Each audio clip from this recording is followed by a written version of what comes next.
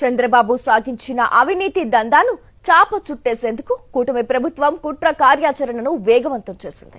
అధికారంలో ఉండగానే అవినీతి కేసులను క్లోజ్ చేసేయాలన్న కుతంత్రమే ఏకైక అజెండాగా చెలరేగిపోతోంది.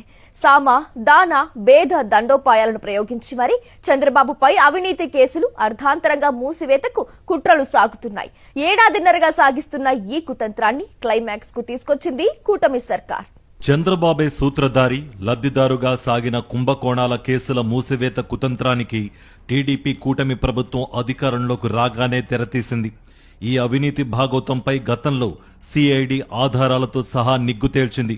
2014-19 మధ్య టీడీపీ హయాంలో చంద్రబాబు సూత్రధారిగా పాల్పడిన స్కిల్ డెవలప్మెంట్ కార్పొరేషన్ కుంభకోణం, అమరావతిలో అసైన్డ్ భూముల దోపిడీ, ఇన్నర్ రింగ్ రోడ్ అలైన్మెంట్ కుంభకోణం, ఫైబర్ నెట్ ప్రాజెక్టులో నిధులు కొల్లగొట్టడంతో పాటు మద్యం, ఇసుక కుంభకోణాల్లో భారీ దోపిడీకి పాల్పడ్డట్టు వెల్లడైంది. వీటిపై సిఐడి ప్రత్యేక దర్యాప్తు బృందం పూర్తి ఆధారాలతో నివేదించింది. ఈ కేసులను అడ్డగోలుగా మూసివేయించేందుకు టీడీపీ కూటమి ప్రభుత్వం ఏడాదిన్నరగా కుతంత్రాన్ని సాగిస్తోంది. అందుకోసం చంద్రబాబు తన ఆస్థాన న్యాయవాది సిద్ధార్థ లూత్రాను ప్రత్యేకంగా పురమాయించారు. యావత్ పోలీస్, న్యాయశాఖలను ఆయన గుప్పెట్లో పెట్టారు.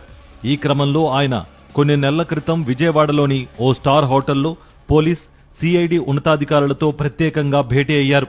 అవినీతి కేసుల ఎఫ్ఐఆర్ నుంచి చంద్రబాబు పేరును తప్పించడం, అనంతరం ఆ కేసులను మూసివేయడం, అందుకు ఆ కేసుల్లో సాక్షులను ఎలా వేధించాలి, ఎలా తప్పుడు వాంగ్మూలాలు నమోదు చేయాలి, న్యాయపరంగా ఇబ్బందులు రాకుండా ఎలాంటి అడ్డదారులు తొక్కాలి అనే విషయాలను ఆయన పోలీస్, సిఐడి అధికారులకు అంశాల వారీగా వివరించారని తెలుస్తోంది. సాక్షులను బెదిరించి దారికి తెచ్చుకోకపోతే చంద్రబాబును ఈ అవినీతి కేసుల నుంచి బయటపడేయటం సాధ్యం కాదని తేలడంతో పోలీస్, సిఐడి అధికారులు కుట్రపూరితంగా చెలరేగిపోతున్నారు.